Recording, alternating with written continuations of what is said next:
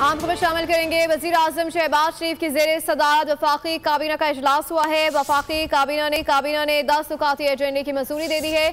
ज़राए के मुताबिक वर्चुअल यूनिवर्सिटी के लिए इस्लामाबाद में ज़मीन खरीदने की मंजूरी दे दी गई है। काबीना ने बैनुल मज़ाहिब हम आहंगी पॉलिसी की मंजूरी दे दी है। इस हवाले से मजीद जानेंगे नुमाइंदा बोली फहद चौधरी से। जी फहद चौधरी बताएगा मजीद किस चीज़ की मंजूरी दी गई है?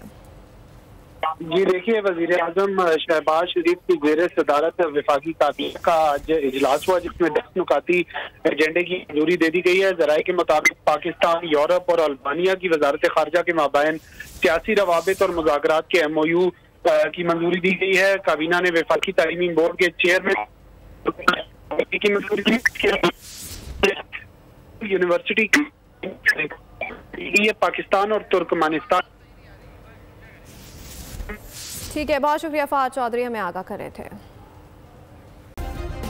सब्सक्राइब करें और बेल दबाएं ताकि कोई खबर रह न जाए।